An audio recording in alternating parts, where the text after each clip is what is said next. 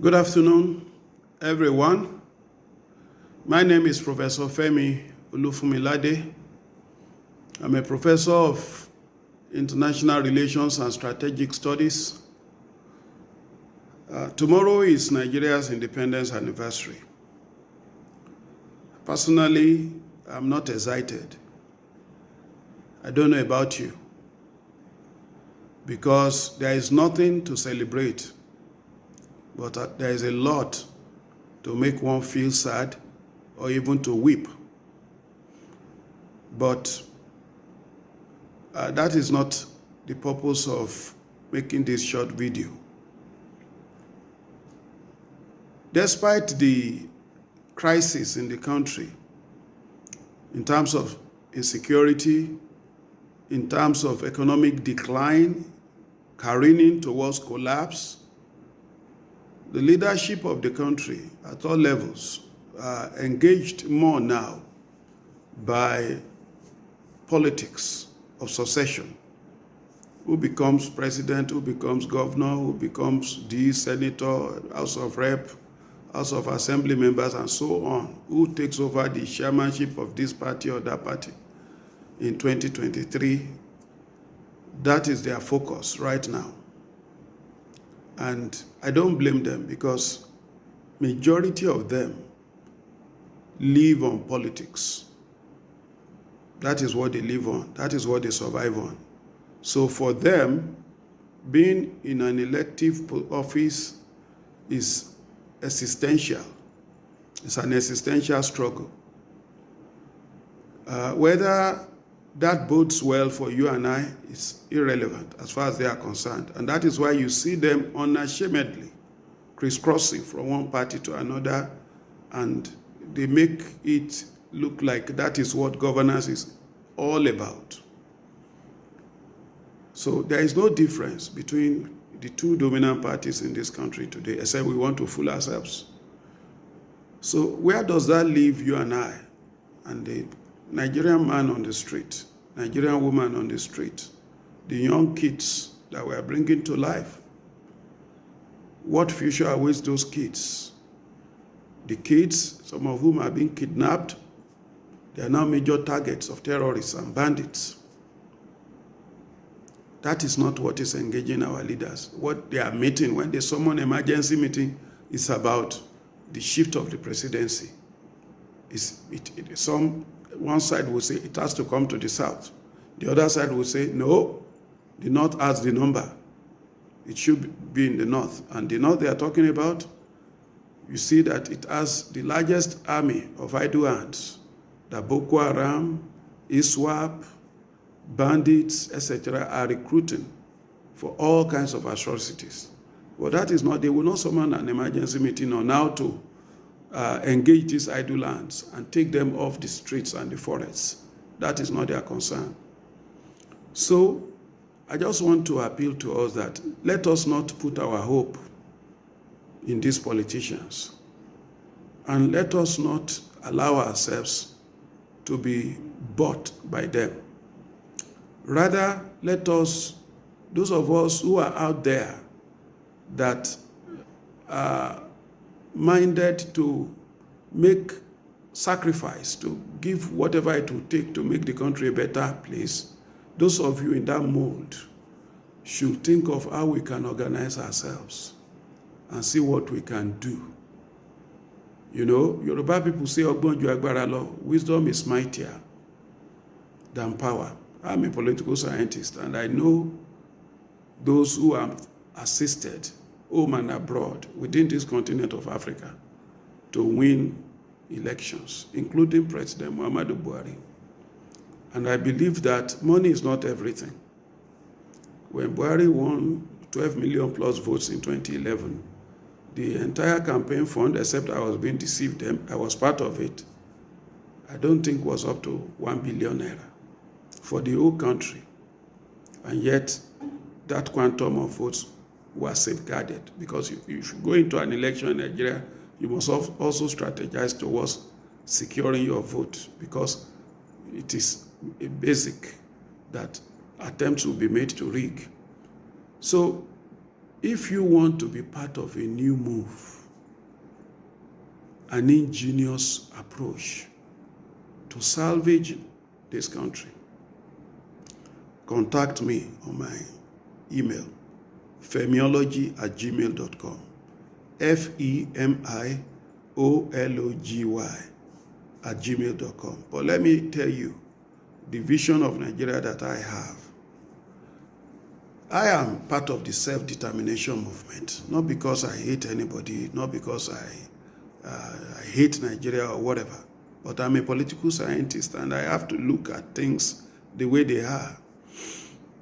Nigeria is made up of different nations, and that is largely why it's been difficult to have a kind of national consensus as per the issue of leadership, to make it a settled issue. And that is why the irrelevant issues are what come to the fore when we are talking about leadership succession or where power goes. It's not about ideology, it's not about policy, it's not about ideas. It's usually about religion, is of which faith. We cannot have Muslim. It's from which region? It's of which ethnic group? When we create structures, we do some structural reconfiguration, which some call restructuring, in a way that the various constituents of the country have the power of self-determination, then we will be able to make progress. And I believe that within the context of a democratic election, we can actually mobilize all those who share similar vision of Nigeria from top to bottom to have victory in the next election, in the legislative houses, the presidency, in the constitutionally required quantum to effect change.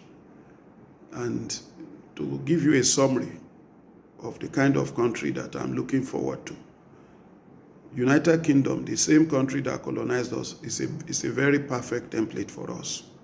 Do you know that United Kingdom is actually United Nations?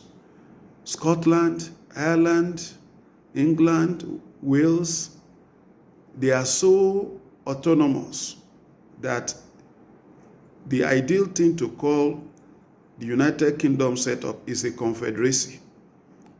What they are practicing is confederation. Do you know that Scotland has its own national currency? It has its own national football team that goes to World Cup the same time as England. A team goes there, and the same thing with Ireland. Do you know that they have their independent parliament and their respective prime ministers, except that in Scotland, in Ireland, for instance, it is the leader of the government is known as First Minister. First is the same thing with Prime. So they leave Prime for the First Minister of Westminster, the Prime Minister.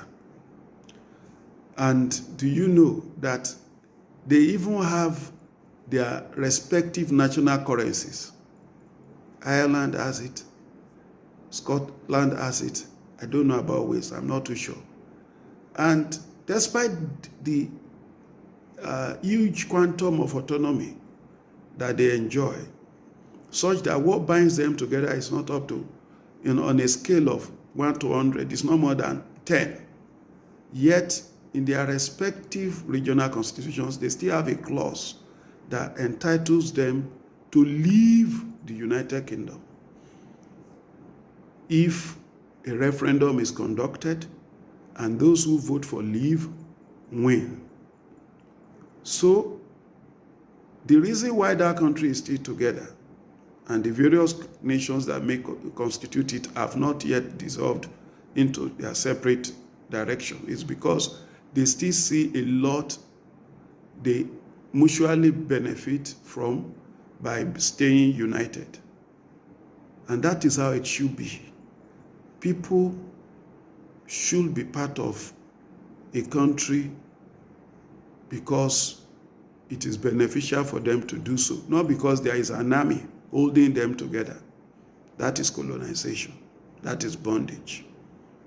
So while I'm for self-determination, I believe that if the quantum of autonomy that will give people true sense of self-determination is allowed, then there won't be any agitation to say, let's break Nigeria, because the secession clause will also be there, so that everybody will behave himself. So if you believe in this kind of new vision, where those who want full-blown Sharia, I don't begrudge them, that is what they want, can have it within their own space. And nobody will say, why are you cutting somebody's hand? And those who want to have multi-religious setup like Yoruba people that want their constitution to be secular, they also can have it. They don't want a theocracy. This setup I'm talking about will afford us that. Then we will have only things that essentially would give us better offerings across the board in commonality, like maybe defense. We can have a defense alliance. We can have a common currency, and we have a common market. Whatever it will be, it must be collectively arrived at. Thank you.